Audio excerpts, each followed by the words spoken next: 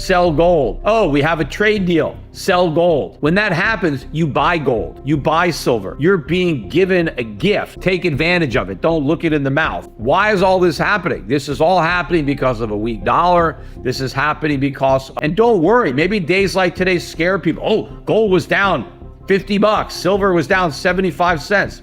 It doesn't matter. Before I go, let me just remind everybody again, we had this pullback in gold and silver today on Friday, a gift horse. I was talking with some of the guys at Schiff Gold, and they're telling me that one of the problems is that our customers are waiting for a pullback. They're afraid to buy a gold at 3,400. Why? It's just going higher. Don't be afraid to buy it. Same thing with silver. How can people not want to buy silver at $36? I mean, that's ridiculously cheap. I mean, yes, you could be upset that you didn't buy it at $25 or you didn't buy it at $30. It's not like I didn't tell you not to buy it, but I'm telling you to buy it at $37 because it's going much higher.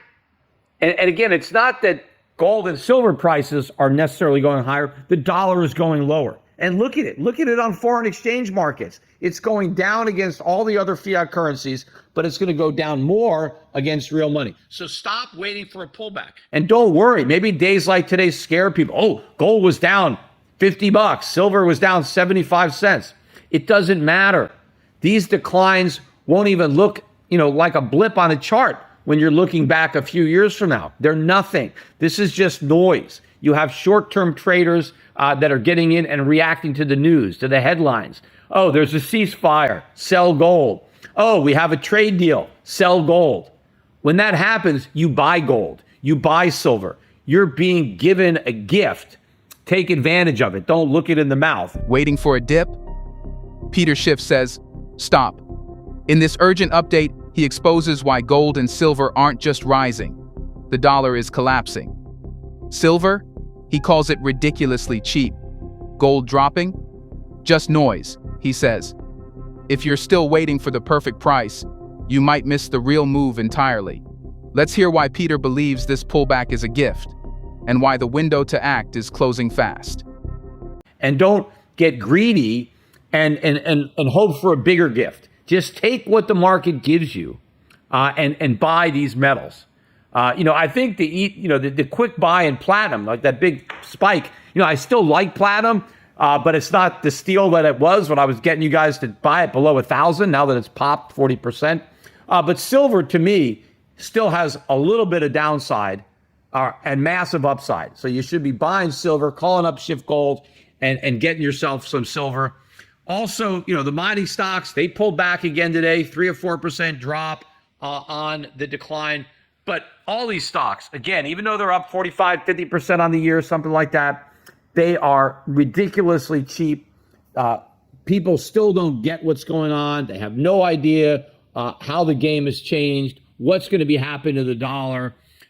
And so they don't have any idea how profitable these mining companies are going to be. So you want to be loading up on this. And even though the U.S. stock market is at new highs, we're barely ahead on the year. We're out of the red, but the U.S. market looks like it's going backwards compared to the foreign markets. And that's because not only are foreign markets outperforming the U.S. market, but they have a tailwind of a weak dollar.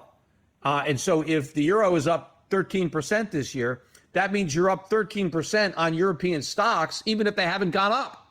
So you have that huge advantage where you've already got a 13% gain before you've got a gain. And so when the dollar was strengthening, yes, that was a massive headwind against global returns. So if the dollar had been up 13%, then European stocks would have to rise 13% just to break even. Well, that's what the Europeans are looking at now in our market. If the dollar is down 13% against the euro, that means the European investing in U.S. stocks have to go up 13% just for the European to break even. Well, why should they invest in the U.S. to break even when they can make more money investing in their own markets and collect higher dividends?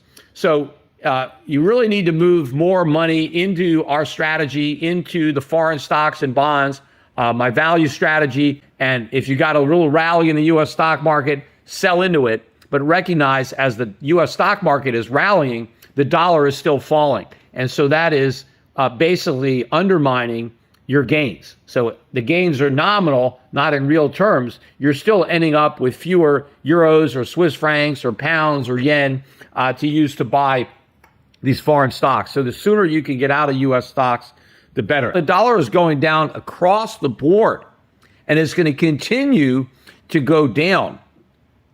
Also, what's happened since my last podcast was we had a huge breakout in silver and platinum. You know, platinum in particular, about 6 weeks ago, I did a podcast in which I specifically pointed out what a great buy platinum was, because platinum was under $1,000 an ounce and gold was trading over 3,000.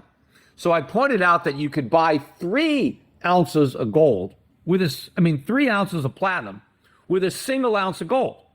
Now, for most of my life, platinum was more expensive than gold.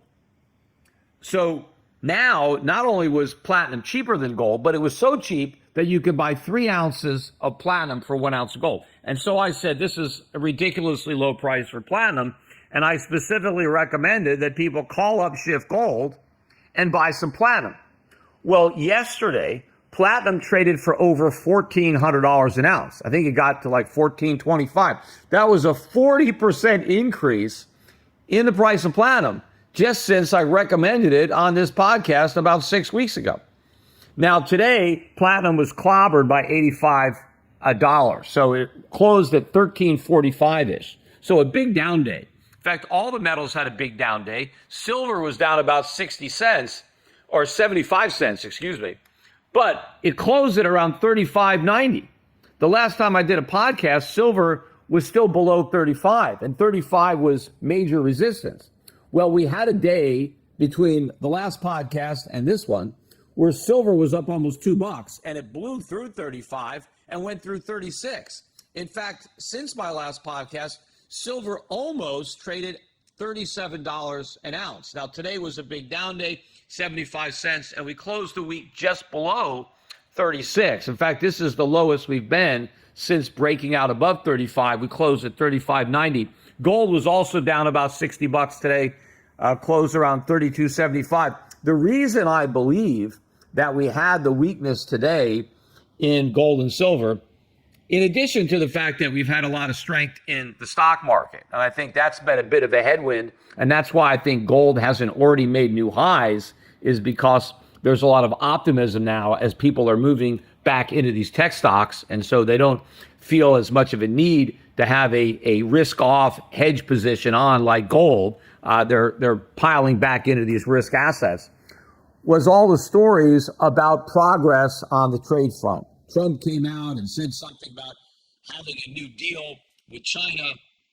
And look, I don't believe there's any deals going on. I mean, all the deals are is both sides agree to keep talking because they potentially might agree to come up with a deal or to agree on the terms of negotiating to come up with something, but they don't actually come up with anything, because really all they're trying to negotiate is to move away from what has been imposed since Liberation Day. We're just trying to bring the tariffs back down to where they were. We're trying to get China to open up its rare earths and its batteries and the things that we really need to buy from China that they were happy to sell us until Trump started this trade war. And now all we're trying to do is get back to where we were.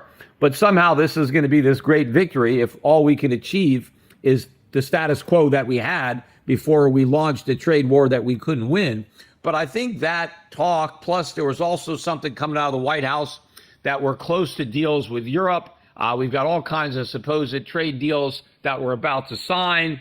And this is just in time because the 90-day pause, right, that we instituted, that Trump called for after the bond market, started collapsing, getting yippy, in Trump's words. And so he called off the reciprocal tariffs. It was a 90-day pause. And that pause is maybe about 2 weeks from being up. And so I think the fact that the White House was floating the news, I think, started yesterday or this morning, that we're very close to these deals with a number of European countries or maybe the entire European Union. I think that not only helped the stock market rally today, but I think that's a reason that we had the sell-off in gold. So we had a sell-off in gold when we had the ceasefire with Israel and Iran, and oil prices came right back down. They had spiked up to $75 a barrel, something a little bit higher, I think, and then they collapsed back down to 65 when nothing happened.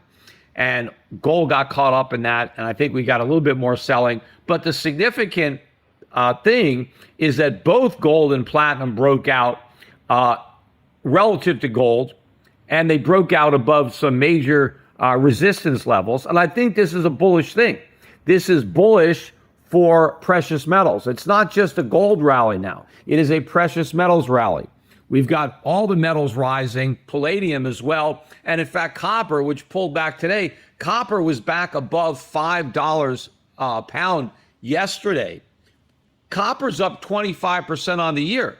So we're not talking about just a precious metals market rally, just a safe haven rally, but the industrial metals are going up. You've heard it from Peter Schiff. This isn't a market dip. It's a warning. Gold and silver aren't just rising. The dollar is falling. And every delay could cost you $36 silver, $3,400. It's not expensive. It's still early. If you're waiting for the perfect moment, you might be waiting forever. So hit that like button, subscribe for more real economic insight, and share this with someone who's still sitting on the sidelines. Because in a few years, today's prices might look like a gift.